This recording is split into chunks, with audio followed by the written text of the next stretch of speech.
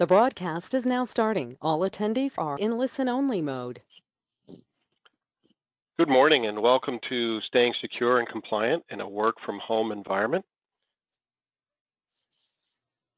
We appreciate you joining us this morning. However, a few housekeeping items. Everybody's muted. We know that many are working at home this time period, so we've muted you so you don't have to worry about dogs or kids or any of that. There is a chat window available for you to ask a question. I am your moderator today, and I will pose the question between slides to the presenters, and we will get you answers. Please interact with us. Although there are no polls today, questions and again, posting in the question or the chat window, we can interact with you and provide more data to you. Contact information is provided at the end of the webinar, and a link to the recording will be available after the webinar concludes within about 24 hours, and will allow you to share it with other on your team if you'd like to. So on that note, I'd like to turn it over to Doug at Lamtech. So good morning, Doug. Good morning, Pete, and thank you for joining us here today. For all of us that are here, and again, I'm Doug Sokolowski, the account manager for Lamtech, and we welcome you and thank you for your time on today's webinar. I'll give you a little bit of a brief history about Lamtech. We were founded by Robert Lamb in 1999 in Sedalia, Missouri. Robert still serves as our owner today. We provide managed services for businesses and organizations. We cover a core coverage area, anywhere from Kansas City to Columbia, up north in the Brunswick area, and then down south into the Springfield area. However, we do service several other states and regions with some of our clients. Lamtech aligns IT solutions with your growth initiatives. Our overall goal is to take care of your technology so you can focus on your day-to-day business and stop expanding your problems. We offer managed services to maintain your security, which we'll talk about today, help desk support, consulting, and also data recovery and backup services. One other note before I introduce our speaker, for those of you joining us today that are current clients of Lamtech, we do appreciate your partnership, and we do believe regardless, you're going to be learning more about protecting your business and how we assist with that. If you have questions on what you learned today and how it works with your specific agreement, just feel free to reach out to our team after the webinar is complete. Again, some of you may have joined us in the past, and we appreciate you joining us once again. On how you can learn to improve and enhance your business strategy. Now, of course, the past few weeks, many of you may have been working from home, working remotely. This has led into a lot of different discussions on how to enable more to be able to work from remote locations, not only now, but also to have that option in the future, and also continue to bring out the best in your staff and brand to your customers and clients. Many have asked, how secure are you working from home? Well, today we're going to discuss the answer to that with the help of one of our partners on the subject, Michael DePalma, the Senior Channel Development Manager for Datto. He'll discuss more about remote working and working from home. And I also believe today we'll be joined by our General Manager of Lamtech, George Love. But first, let's welcome Michael to our webinar. And good morning, Michael. How are you today? Everything is great. Thank you so much for having me again. These have always been great. And this is an interesting topic today. We all kind of adjust to the new world that we're living in here. So my name is Mike DePalma. I am the Senior Channel Development Manager at Datto. We are a business continuity solution provider. We're based out of Norwalk, Connecticut, very briefly. So we are in the thick of things where we're at right now. Still, it hasn't really slowed up too much here in Connecticut. And, you know, when we look at the current environment we're in, I've been lucky enough to have been working remotely, I guess you can call it lucky, for the last 4 years. I'm normally on the road, sitting on panels, doing lunch and learns, doing industry events, those type of things. So the actual day-to-day work for me is not that much different. I already have a secure endpoint because that's what I travel with. I understand all the things I need to do.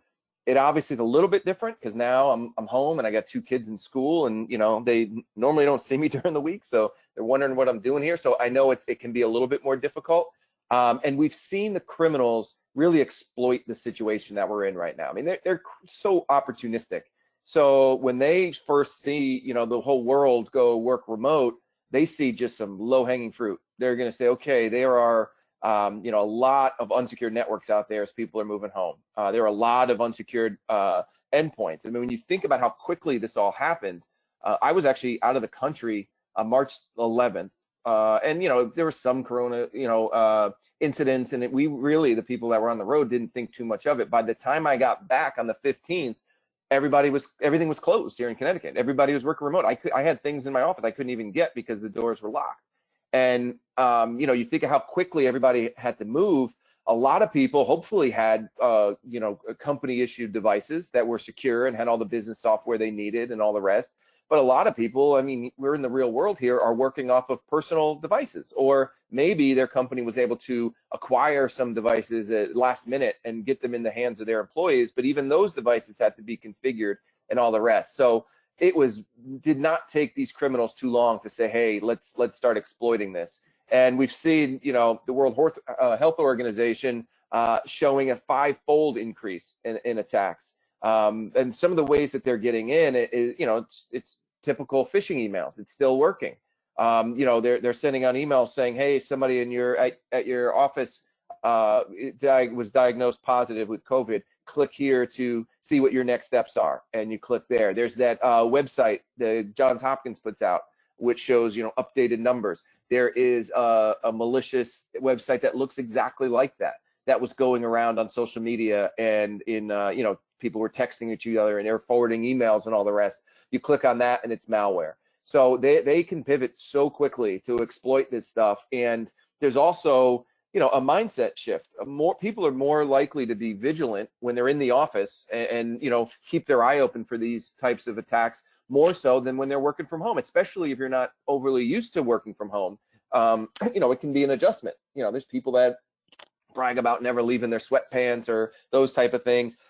I don't believe in that. I get up every morning, take a shower, comb my hair, put a collared shirt on, and get to work, because it gives you that sense of, okay, I'm at work. I'm going to do the same types of things and listen to the same advice in terms of security that I would if I was sitting at my cubicle.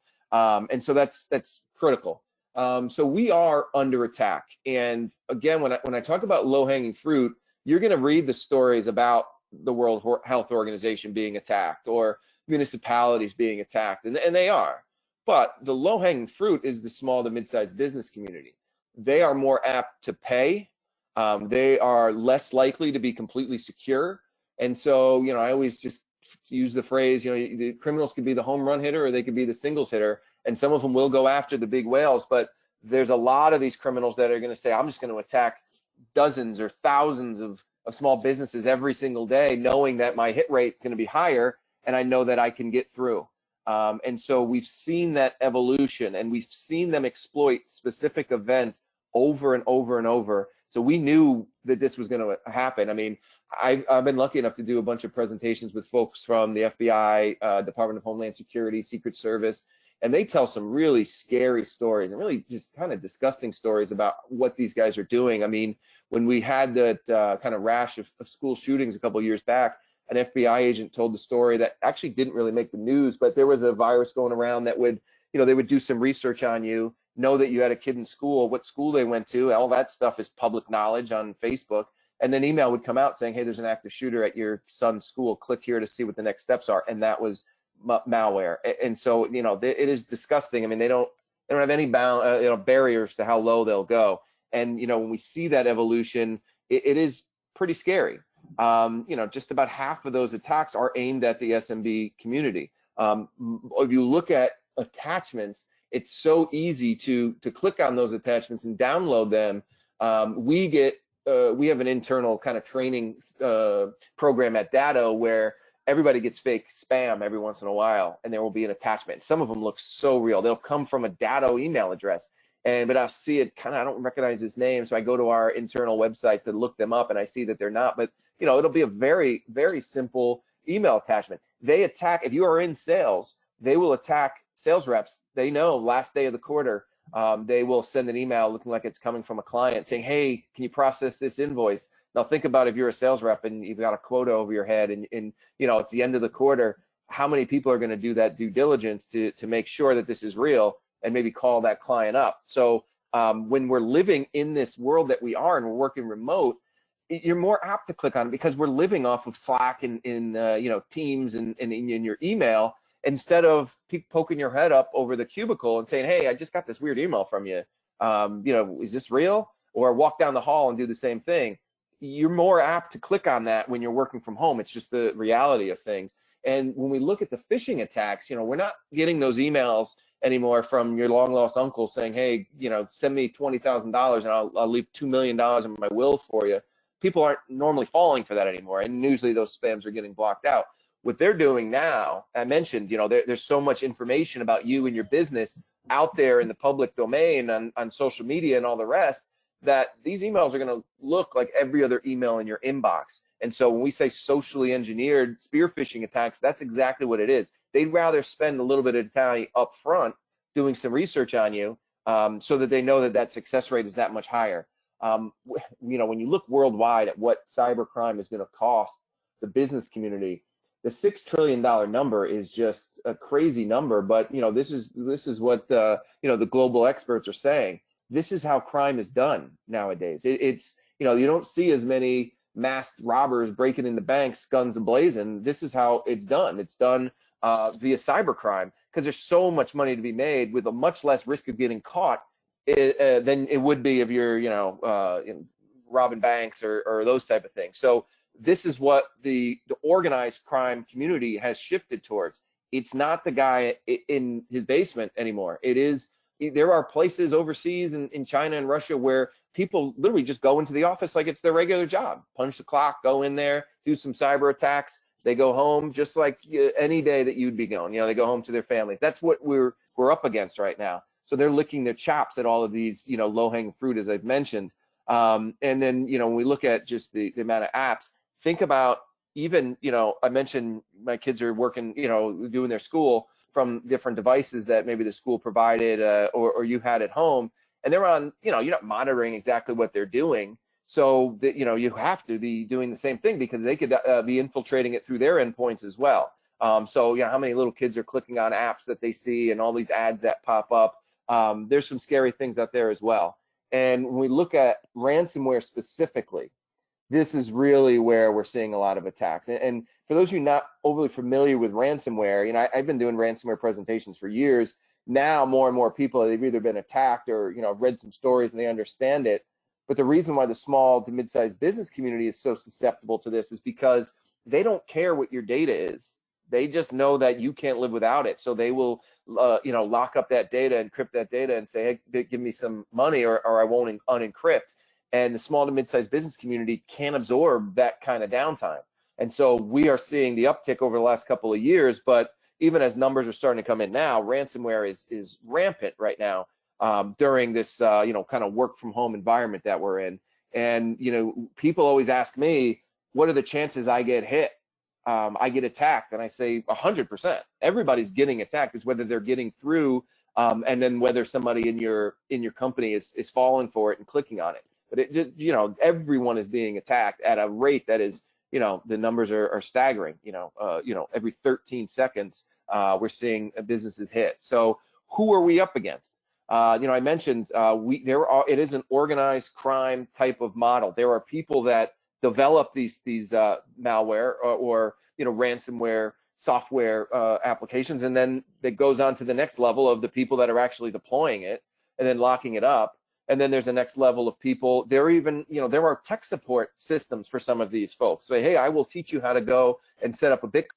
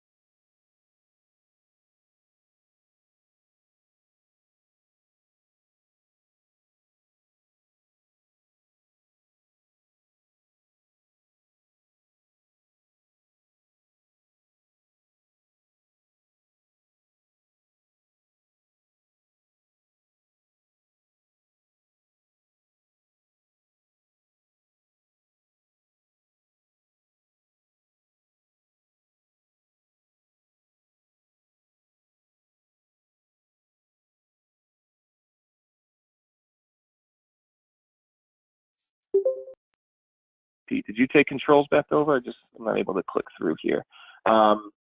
Just getting through the door by, brute force. We're seeing those type of things, of course. We're seeing, all these different ways that they're able to get in, simple things like password management. It is crazy. I've been doing these presentations for 4 years, and all 4 years when the numbers come out, the number one password is either password 1234 or password with an ampersand as the A, and the very simple thing. There are programs out there where they can crack that email in seconds. You might think, oh, I've got this symbol in there, an exclamation point instead of an I. That means nothing to these programs that go through. So a different conversation would be, how are you managing these passwords? How often are you changing these passwords? How many, how many letters or numbers should you have in it? What kind of combinations should you have in it? Multi-factor authentication is critical to all of these things to make sure that they're not getting in, even if they get through, through the first layer of defense. And it is a marketplace. I mentioned the different layers. If they are stealing your data, they will steal the data, get your personal information, and it goes down to the dark web, and it's an exchange where people say, hey, I got a 55-year-old male. Here's his social security number. Here's his bank account number. Here's all his passwords. I will sell this to you for X amount of money. And then that next layer, they go and exploit it, and the people that actually stole the data are on to the next attack. So, there are layers to this, just as you would think of a corporate type setup. And when we look at the average impact of these attacks, Forbes just put out a number that it was confirmed, was listed in the New York Times as well. The average attack actually adds up to about $84,000. And that's not money being paid to these criminals. That's the impact of downtime and data loss and all of those type of things. Those are the impacts. And so when you look at the way we've changed over the last 2.5 months or so, think about what we're doing now. Think about how many online meetings you're on. Some of the stats about how the adoption of Microsoft Teams is amazing. 44 million new users, I think, was listed. And a crazy amount of hours spent on those meetings. We're seeing people breaking through that. If you saw some articles early on about Zoom. There were people, breaking into Zoom meetings, and whether they were doing it just to play a prank. And actually, the town next door, they had a Board of Ed meeting, and it was Zoom bombs by a bunch of people because they weren't secure. All of these ways that we're communicating need to be protected, and there needs to be that sense of security through everything, because they will exploit any way they can to get into your systems and then hopefully get access to your data is what they're looking for.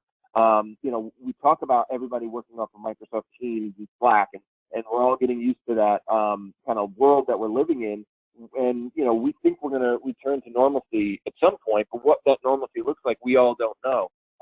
74% of businesses that were surveyed said that for the rest of the year, they plan to have either their entire workforce work remote or at least a portion of them. So this is not something that's going to end, even if we do get back to business. There will be that remote workforce, which will rely on Slack and Teams and Zoom, GoToMeeting, all of these different types of things. And that's why we're seeing such an increase in all of these things. And so, Microsoft is kind of battling Zoom right now. And one of the differentiating points is, hey, which one's more secure? And, that's another conversation to take offline, but it is something that they're thinking about to say, okay, we know we have millions, tens of millions of users every day on these type of things. We need to make sure that's secure. And, simple things like creating a password for your Zoom meetings is very simple that you should be doing. And, any kind of Google search will show you some of those scary statistics. There's some great things about it. Think about if this all happened 20 years ago. I don't know how we would have any sort of economy. It is great that we live in the age where we can work remotely. And it is great that these programs are out there. It is saving businesses. It is allowing businesses to stay afloat and still stay profitable and add new clients and service their clients and all the rest of all different kinds of industries. That's all great. But these criminals know wherever that data lives, they're going to find loopholes. They're going to find ways to get in there. So what I would say is, we kind of put together a checklist of best practices that I think can be applied to every type of business, and listing at the highest priority. What you can do right now is audit the different solutions. A lot of times, any kind of vendor, you should be talking to Lamtech if you're working with them and saying, what are you doing? A lot of people don't necessarily practice what they preach. I've worked for a long time with Lamtech. I think they will be able to answer all of those questions, but make sure you're asking those questions. Don't just assume that the vendors that you're working with are making sure that they are all secure. When you look at the Target breach a few years ago, where all those Social Security numbers were stolen and all those account numbers were all stolen, that came in through an HVAC vendor that was not secured. And that's how they were able to gain access. So make sure you're talking to all your vendors. Talk about the offboarding plan. I mentioned, unfortunately, some folks are being laid off. Make sure that plan is all taken care of. How are they getting those devices back to you if your office is closed? Seems like a simple question, but do you have that policy in writing? You got a company device. Our office is closed. How are you getting back? How are you getting that back to me? Am I just going to wait for the office and now office opens up and you have a former employee hanging on to that endpoint that might have some critical data on it? Just restricting access clearly. It's very simple. Using VPN, it really is a no-brainer. I think hopefully you are using a VPN in order to, whenever you're accessing critical business data, and that's a conversation you could clearly have with Lamtech if you're not doing that. And then protecting any API keys that are in use. These are the things that are high priority that you need to have done. Hopefully you've already checked off all these boxes now that we're 70 days in. If you haven't, those are the things you need to address right now. By the end of the week, you have to be able to do those things. Now, when I talk about lower priority, it doesn't mean that these things shouldn't be done. But after you secure those bullet points that we just talked about, what are you supposed to be doing? Well, continue to monitoring those accounts. And there's a lot of tools out there where you can monitor your domain and see if any of those domain listings and passwords are down in the dark web. Making sure that who has admin rights and who doesn't have admin rights. It's amazing to see, and I'm sure the folks from Lamtech will agree. How many companies just give admin rights to everyone. I mentioned those phishing simulations. We do that. It's very inexpensive. Everybody should be doing it, again, because working from home, there's that false sense of, hey, everything is safe. I'm not as diligent. It's very simple. And if you fall for one of these, the tool that we use, you get an email that say, hey, congratulations, you just enrolled yourself in an hour-long training session on how to keep your data secure. These are things that you should be doing on an ongoing basis. You might watch this webinar and listen in, and then for the next few days, be very diligent about things, but we're all humans. And if you're not doing it consistently, it's, in one ear and out the other come 2 weeks from now or 30 days from now. So it needs to be an ongoing, real, sense of security within your organization. Again, I talk about, vendors that you're working with. These are some things that you need to be able to answer. And when you look at security, these security guidelines should be spelled out into a document so that anybody that is compromised knows what that next step is. And they know, before I log on, these are the steps I need to take. It could be very simple, but those are the types of things you need to have. And then cybersecurity insurance. It's come a long way. Early on, it was very hard to underwrite because there was no data in order to do so. Now they've been, around long enough where they know how to do these type of things and put it at a price that makes sense for the business community. This is something you should be having conversations on. I mean, I'm not authorized to talk about cybersecurity, but insurance, but I've done a million panels and webinars and things with cybersecurity insurance agents, and they're very knowledgeable. So even as you're talking to them, they're going to give you a ton of tips as well, because they want their checklist. If they want to, they're looking at their risk, they want to make sure that they're insuring a company that does have plans in place. Those type of things will lower your rate when you go and you talk to those folks. So all of those plans that you have in place are critical. So, when you talk about staying protected, it is from start to finish. Everywhere you keep data, you need to make sure that you are protected. And again, you're thinking about ways that you're going to do that. You are a target not only online, but offline as well. They're looking to attack you at all times, and any way they can get in is critical. And that's why, you need to have not just a disaster recovery plan, which hopefully most companies do, but again, this security plan. There's a simple checklist. Create a checklist. Talk to the folks at Lamtech and say, Are we doing everything we need to do? Is it written down so that if we do have somebody new to the company, we could hand them this and say, this is our policy? Seems very simple. The majority of companies do not do that. I talk about the ongoing training. It needs to be a culture, a security culture within your organization. Password management. Does everybody in your company know what they're doing? Are they using the same password for everything? If you're using the same password for your personal email account and your bank account, and then that gets hacked, the first thing that they do is they try to get into every account possible. So they will go in and try to get into your business email address. That's the first thing they're going to do. They're going to find out where you work. They're going to figure out your email address, because typically it's your first initial and your last name, and then domain for your company. And then they're going to say, well, we have their password for their personal account. I could just get in here as well. Simple things like leaving your devices unattended. I get kids walking around, and they might just go on my laptop, and then they start clicking on things they're not supposed to because they're kids. You got to make sure you don't let that happen. Or even something simple like, hey, I'm busy. Just watch some YouTube on my laptop while we're making dinner or whatever you're doing. Super scary stuff. They are loving that a lot of people are doing that. And then again, anytime you click on something, when you're looking, simple things, if you're looking at an email and it looks even a slight bit suspicious, just hover your mouse over the email address.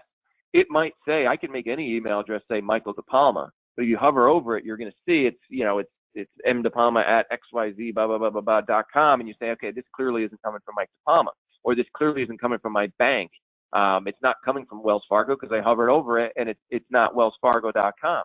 Simple things like that. Same thing with hyperlinks within your emails. Any time you're clicking on a hyperlink, make sure you're hovering over that. It's very simple, but anytime you click on something, it's a potential way that they have access to your data. There's a lot of software companies out there that are great. Those things are no-brainers. Those things, there's so many companies out there. It's kind of tough in-house to vet all of those things.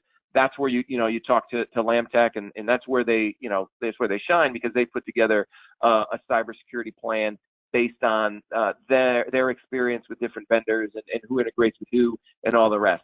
And then ultimately backing up your data wherever it lives. People now are saving critical information on their endpoints, and that's the only place they're saving it. And now think about, obviously attacks. Okay, now they've got access to critical data that wasn't saved on a shared server. But also, again, those folks that are no longer employed, they've got critical data that was never shared. Make sure that everything is backed up. Make sure that your O365 accounts are backed up. Wherever that data lives, make sure that that's backed up somewhere that you have access to. And then there's, even mobile devices. People think that, who's going to attack that? That's another conversation that you need to have. If that cell phone has access to critical data, which just about everyone does, because everybody's, working from their cell phones at some point, make sure that there's policies and procedures in place for that. And that's where, you want to be able to talk to somebody that is, getting a second set of eyes on all of these things, that you have to be doing to put together that policy and procedure plan. This is where, you'd want to talk to the folks at Lamtech and say, okay, let's just get a second set of eyes. Are we being diligent enough? Do we have all the procedures in place? Are we being protected? There is no silver bullet to any of this. We're all in a position where it's kind of uncharted territory. Luckily, a lot of folks have been preparing for something similar. There's some disaster recovery plan in place, but I don't think anybody assumed that it was going to be needed for something like this. So hopefully, you're already heading in the right direction. If you're joining a webinar like this to gain more information and some insights, you are already, ahead of some of your competitors. That's hopefully what you're going to gain from this. So with that, I think we've got some time for questions. Pete, do we have anything coming in? I'll turn it back over to you guys. All right. I can see that there is nothing coming in right now. So I'm going to turn this back over to Doug.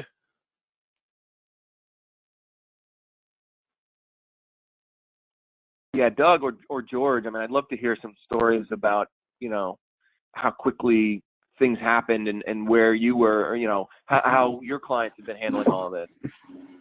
Well, that's one thing, you know, this shift, you know, 3 months ago to work at home and leveraging collaboration tools like Teams and Zoom has opened up the door to some of these threats, you know, leveraging Office 365. Account credentials is the big thing, and that's the initial launching point, is these phishing exercises that these threat actors are doing. They look so real, and it can be a valid email, except that if they're not watching what it is, they're clicking on something that potentially could compromise their system, and then it starts the process where if they do have their account compromised, they can start launching their own attacks from your email account, and so then that starts spreading to all your contacts in your guys' system, and it all starts from somebody not paying attention and clicking on a link within an email. You know, and then the last resort for that is if they can't gather any more information, then they're going to launch ransomware on that system. And with the way people are working from home, they're leveraging Teams more, even Zoom to a point for just a little bit of collaboration. But with Teams, you know, there's data within Teams, and if your system gets ransomware, then it's going to infect that system and change those files within Teams and OneDrive that nobody else will be able to have access to until that ransom is paid for, unless you have a backup system. So if you are storing stuff in Teams, like for a lot of our clients are putting stuff in Teams, Exchange, and Office 365, you know, we have a backup system that backs that up every 3 times a day, you know, 24-hour period, so we can recover that. But if you're leveraging Zoom or Slack or some of these other third-party products to share data that there's no control over, you know, you might be getting value out of the collaboration side of that, but once somebody gets compromised, there's no going back, and it's going to spread even worse. And so trying to create that control when you're working from home, and that's why we're adamant about, you know, security at these home PCs. You know, that's why we want to install our software on there, our technology stack, to protect that endpoint, pushing on end user security. Training, you know, that's a big thing for a lot of our clients, and doing those phishing exercises. You know, we've been conducting those type of exercises for quite some time, and we've got some historical data that there's some people out there that do need training, and we bring that up, and it's, you know, and it's more than just an annual thing. It's got to be on top of mind for everybody, especially in the environment that we're in. We're all working from home.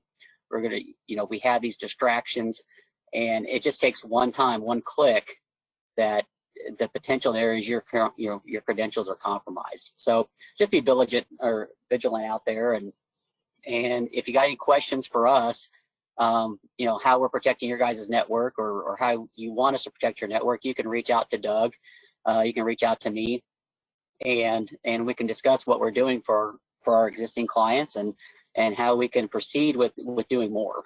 So it's just we're in weird times right now, and there are threat actors that are taking advantage of that. Yeah, when they see an article like 44 million new users, they're going to go attack it. They're going to follow the money. And if there's a lot of people on there, they're going to go attack it. And one of the things that I will say, and I will end with, is if something is free, there's a reason why it's free. There's a lot of free software out there.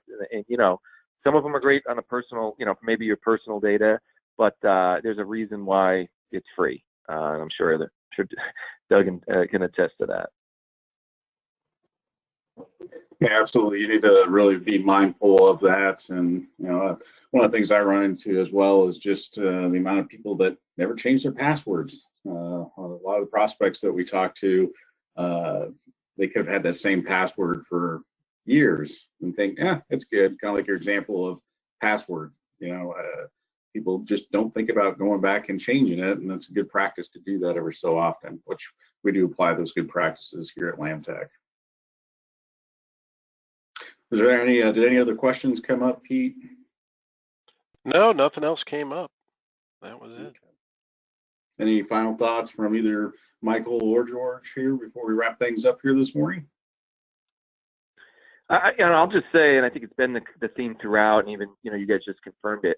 There's a lot of great technology out there that you should be deploying, but ultimately, you and your employees can stop a lot of this from coming in. So the education is critical, and simple things, password management, multi-factor authentication. This is things that do not cost a lot.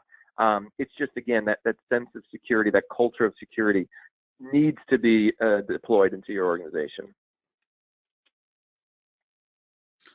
Well, we thank you, Michael, from Datto, for his expertise today, along with our General Manager, George Love. We appreciate your time today for joining us to learn about working from a remote location and ensuring your security.